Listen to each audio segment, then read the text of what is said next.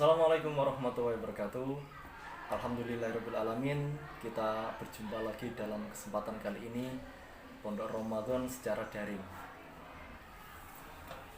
Di kesempatan kali ini saya akan membawakan materi mengenai tentang puasa Ramadan dan macam-macam puasa sunnah. Apa saja sih maksud dari puasa itu? Yang pertama, kita akan membahas tentang makna dari puasa. Makna puasa dalam bahasa Arab disebut dengan asyam, yang berarti menahan. Jadi secara bahasa, puasa itu artinya menahan. Dan secara istilah, puasa artinya menahan diri dari segala bentuk hal-hal yang membatalkan puasa. Apa saja hal-hal yang membatalkan puasa? Salah satunya yaitu makan, yang kedua minum, yang ketiga berhubungan suami istri. Jadi puasa itu sebenarnya self control untuk diri kita. Kita bisa mengendalikan diri dengan cara berpuasa. Jadi kalau kita ingin melakukan sesuatu apapun, apabila kita saat puasa, itu kita tidak akan mungkin, tidak akan bisa, atau kita bisa menahannya secara konsep diri kita. Jadi dari bentuk hal-hal yang membatalkan puasa, makan, minum, kita bisa menahannya. Walaupun dalam tataran secara konsep, puasa itu bukan hanya menahan diri saja, tetapi untuk mengontrol diri kita. Terus hukum-hukum berpuasa. Kita mengambil di sini ada puasa wajib dan puasa sunnah. Puasa wajib salah satunya puasa Ramadan yang saat ini kita laksanakan. Dalam Al-Quran telah dijelaskan dalam surat Al-Baqarah ayat 183 yang berbunyi, A'udzubillahi minasyaitonirrajim, Bismillahirrahmanirrahim. Ya ayyuhalladzina amanu kutiba alaikumusyamu kama kutiba alal ladzina min qablikum la'allakum tattaqun. Yang artinya, wahai orang-orang yang beriman, diwajibkan atas kamu berpuasa sebagaimana diwajibkan atas orang-orang sebelum kamu agar kamu bertakwa. Jadi sebenarnya puasa itu sudah diwajibkan sebelum datangnya ajaran agama Islam yang dibawa oleh Nabi Muhammad SAW. Dan khususnya puasa Ramadan ini adalah puasa yang ditekankan dalam ajaran agama Islam yang dilaksanakan sebulan penuh. Keutamaan berpuasa. Puasa mempunyai keutamaan yang paling penting. Yang pertama adalah sebagai kontrol diri. Jadi yang pertama, puasa itu sebagai kontrol diri kita.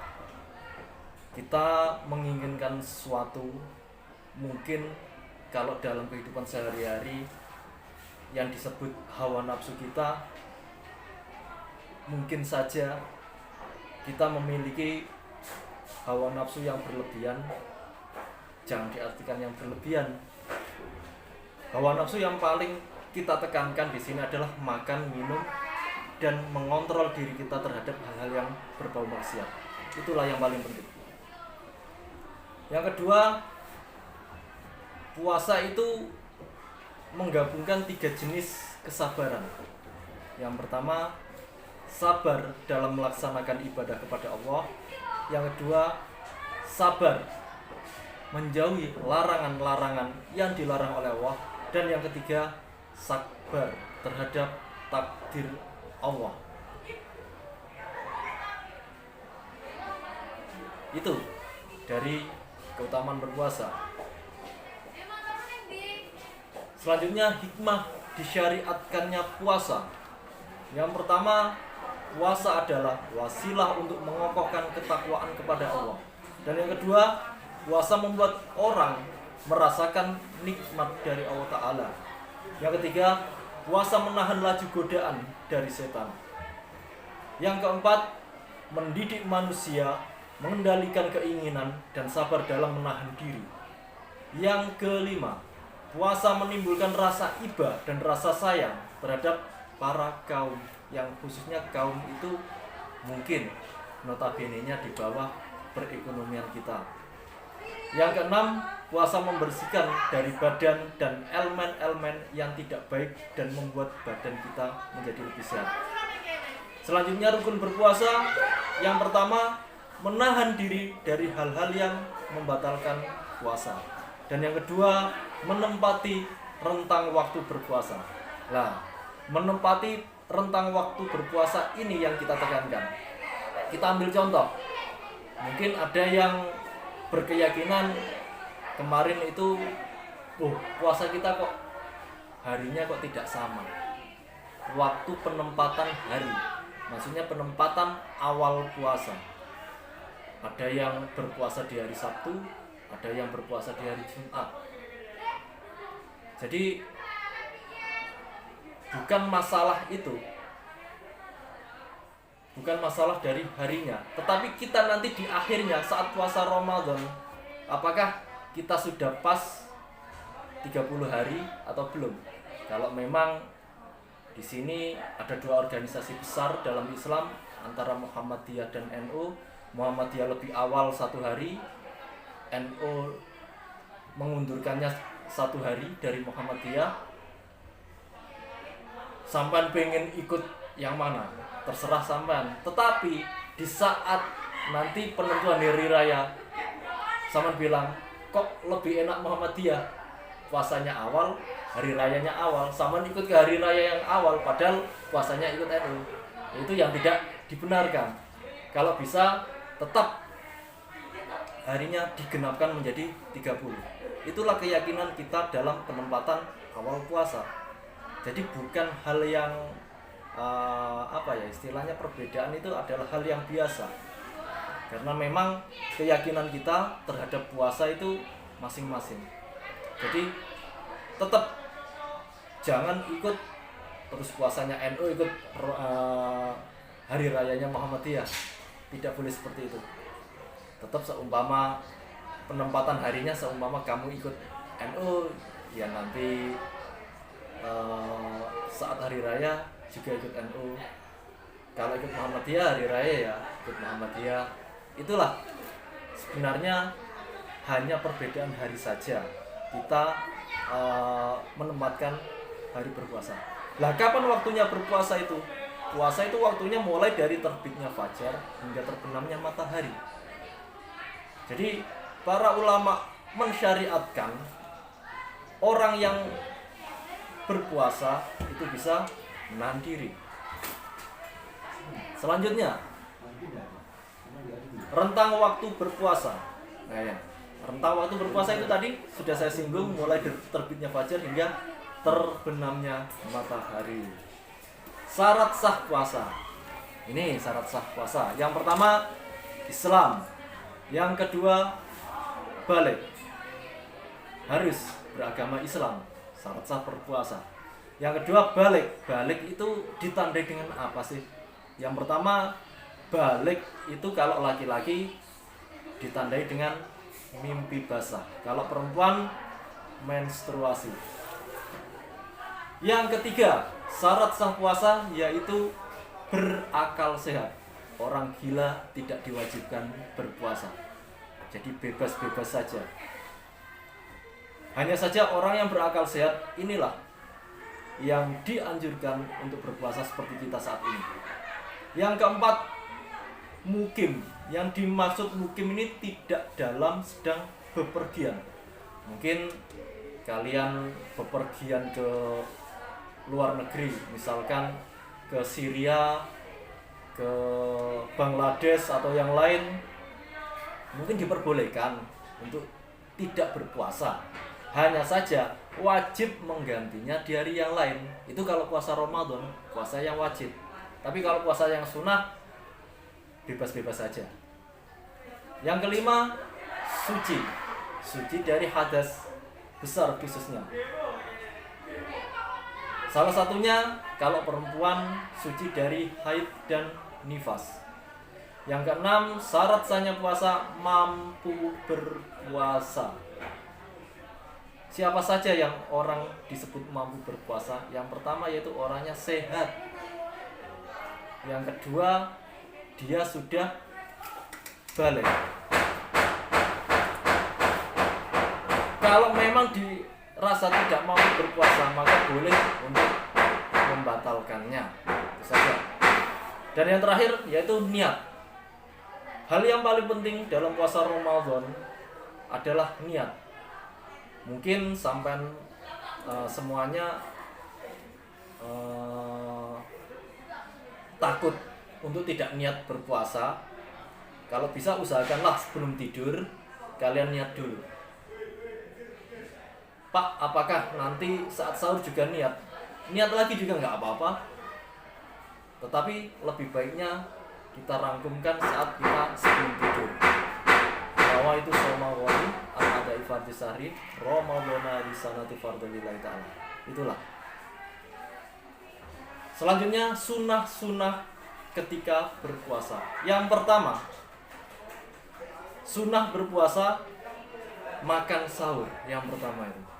Yang kedua, menyegerakan untuk berbuka apabila sudah tiba waktunya. Itulah sunnah berpuasa. Itu yang paling penting. Terus orang-orang yang diperbolehkan untuk tidak berpuasa. Yang pertama adalah orang yang sakit, yang bisa membahayakan dalam kesehatannya. Misalkan orang ini mempunyai penyakit asam lambung yang akut sampai dia muntah darah. Dokter tidak menyarankan untuk berpuasa, maka hindarilah untuk berpuasa. Lebih baik kita cari yang lebih aman untuk tidak berpuasa. Terus terkait kewajiban qadha atau terkait untuk pembayaran orang yang tidak berpuasa, maka bisa diganti di hari-hari yang lain. Itu bagi yang mampu bisa berpuasa. Tetapi bagi yang tidak mampu untuk melaksanakan puasa, dia harus membayar fidyah. Membayar fidyah. Selanjutnya orang yang diperbolehkan untuk tidak berpuasa selanjutnya yaitu adalah seorang musafir, orang yang bepergian jauh. Mungkin orang itu bepergiannya, misalkan saat ini kalau di Indonesia ini kan sudah nyaman sekali transportasi umum. Misalkan kita naik bis keluar daerah ke Jakarta, ke Bandung, mungkin tetap kita bisa berpuasa. Kalau zaman dulu kan beda lagi. Kita kalau pengen berpergian jauh ya harus naik onta, naik sapi, kendaraannya pun mungkin tidak semodern sekarang. Itulah yang diringankan. Kalau kita sekarang ini naiknya bis, mobil, motor, mungkin kita masih bisa menahan dan kita masih kuat berpuasa, maka lanjutkanlah itu untuk berpuasa. Kecuali bagi yang tidak kuat saja. Selanjutnya, orang yang diperbolehkan untuk tidak berpuasa yaitu wanita hamil dan menyusui. Wanita hamil dan menyusui ini diperbolehkan tidak berpuasa karena apa? Dikhawatirkan kalau saat berpuasa nanti bayi yang dikandungnya itu dia sakit. Kita kan nggak tahu kondisi janin di dalam tubuh manusia itu seperti apa. Maka dalam Islam wanita hamil diringankan untuk tidak berpuasa dan orang yang menyusui juga diringankan untuk tidak berpuasa. Sebab-sebab orang yang memperbolehkan tidak berpuasa yaitu tadi hal-hal yang membatalkan puasa. Ini mungkin yang terakhir ini hal-hal yang membatalkan berpuasa. Yang pertama, makan dan minum dengan sengaja. Makan dan minum dengan sengaja. Dalam tanda kutip, ada yang bertanya, Pak, seumpama kita diinfus melalui selang infus itu kan kita tidak makan dan minum, apakah itu kita batal puasanya? Batal apabila kita merasakan segar. Tetapi kalau kita dalam keadaan sakit, mungkin loh ya, sedikit sakit dan harus diinfus, dan kamu memaksakan diri untuk berpuasa, boleh saja. Tetapi kalau seperti halnya ada yang bertanya lagi, telinga kita dimasukin air, itu bisa membatalkan puasa. Sebenarnya itu tidak, hanya saja yang membatalkan puasa seumpama loh ya, telinga kita kemasukan air kok terasa segar, mari mau tambahin mana tuku es tebu tak es daun tuh mau lebok nunduk di kuping seger, ya itu yang membatalkan puasa. Selanjutnya, keluarnya mani dengan sengaja. Nah ini bagi yang sudah bersuami istri ini yang tahu, nanti saja ini. Yang ketiga, muntah dengan sengaja. Jadi orang yang batal puasanya itu muntah dengan sengaja. Secara tidak langsung, kalau muntah-muntah biasa saja karena mual dan lain sebagainya itu tidak membatalkan. Hanya saja kalau muntah dengan sengaja, diam-diam tangannya dimasukkan ke mulut gini, diogok-ogok, akhirnya muntah. Itu yang tidak diperbolehkan. Selanjutnya, keluarnya darah haid dan nifas. Ini yang paham perempuan. Yang kelima, menjadi gila atau pingsan. Jadi orang gila ini tidak dituntut untuk berpuasa. Terus kemudian orang yang sedang pingsan atau semaput, nah ini juga bisa membatalkan berpuasa. Misalkan pingsannya saat pagi hari, sadarnya 5 hari kemudian, nah ini kan membatalkan puasa juga. Terus yang keenam, orang yang murtad, orang yang keluar dari ajaran agama Islam. Orang yang keluar dari ajaran agama Islam pengen puasa Ramadan, dia tidak akan mendapatkan apa-apa. Itulah orang yang murtad. Yang ketujuh, berniat untuk berbuka. Nah, diam-diam kerungu adzan waktu zuhur, wah saya tak buka puasa. Sampai duduk arek cilik maneh kok kate poso beduk. Tidak ada. Yang namanya puasa itu mulai dari terbitnya fajar sampai terbenamnya matahari. Tanda kutipnya itu, mulai dari terbitnya fajar sampai terbenamnya matahari. Kalau ada pertanyaan apakah ada poso beduk, puasa di zuhur hari berbukanya, itu hanya untuk mempelajari anak kecil untuk berpuasa. Selanjutnya merokok, ini bagi laki-laki. Merokok juga membatalkan puasa. Terus kemudian berhubungan suami istri, ini yang membatalkan berpuasa. Itulah hal-hal yang membatalkan berpuasa. Terus apa saja sih macam-macam dari puasa sunat? Kemarin kita singgung, ini kan puasa wajibnya, puasa Ramadan. Kemudian puasa sunahnya apa saja? Di sini saya mengutip dari kitab fikih karangan Zainal Abidin. Ada 8 puasa sunnah. Yang pertama, puasa di hari Arafah, tepatnya tanggal 9 Zulhijjah bulan haji. Nah itulah. Yang kedua, puasa Tasyu'ah atau puasa Asyura. Ini dimulai pada tanggal 9 dan 10 Muharram. Inilah puasa sunnah. Yang ketiga, puasa 6 hari di bulan Syawal. Puasa 6 hari di bulan Syawal ini dianjurkan oleh Rasulullah dalam hadis riwayat Muslim, yang artinya barang siapa yang berpuasa di bulan Ramadan dan meneruskannya dengan 6 hari di bulan Syawal, maka seperti ia berpuasa di sepanjang tahun. Nah, dalam tanda kutip, bulan Syawal boleh berpuasa kecuali tanggal 1 Syawal. Itu tidak diperbolehkan. Karena apa? Tanggal 1 Syawal inilah yang diharamkan berpuasa, dan tanggal 10, 11, 12 dan 13 Zulhijjah ini diharamkan untuk berpuasa. Mengapa kok diharamkan? Karena Allah menjamu orang Islam, memberikan keringanan kepada orang Islam untuk tidak berpuasa di tanggal 1 Syawal dan tanggal 9, 10, 11, 12 tanggal 10, 11, 12 dan 13 Zulhijjah.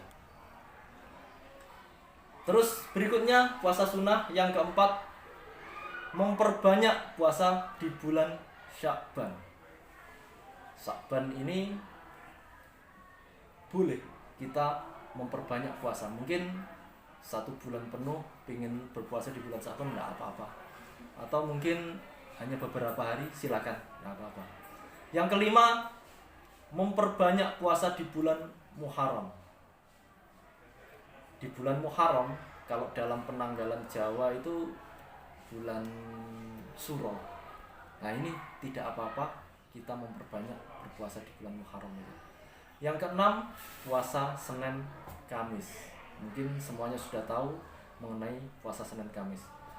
Yang ketujuh, puasa Yaumul Bid, yaitu puasa di 3 hari berturut-turut di pertengahan bulan Hijriah atau penanggalan Hijriah, mulai dari tanggal 13, 14 dan 15 pada bulan Hijriah, bukan bulan Masehi loh ya. Kalau bulan Masehi kan Januari, Februari. Kalau bulan Hijriah dimulai dari bulan Muharram, Safar. Nah itulah. Jadi mungkin di tengah bulan Muharram pengen berpuasa Yaumul Bid, silakan. Terus yang ke-8, yang terakhir, puasa sunnah Nabiullah Daud. Yang dimaksud puasa sunnah Daud ini adalah sehari puasa, sehari tidak. Ada yang mengatakan puasa belang-belang, yaitu sehari puasa, sehari tidak. Jadi puasa sunnah Nabi Daud ini bisa dilaksanakan sepanjang hari, sehari puasa, sehari tidak, kecuali di saat-saat bulan diharamkannya berpuasa yang saya katakan tadi, tanggal 1 Syawal serta tanggal 10, 11, 12 dan 13 Zulhijjah. Itulah penjelasan dari saya. Mungkin ada kurang lebihnya, saya mohon maaf yang sebesar-besarnya. Wabillahi taufiq wal hidayah, waridha walinayah. Semoga saja ilmunya bermanfaat yang saya sampaikan hari ini. Wassalamualaikum warahmatullahi wabarakatuh.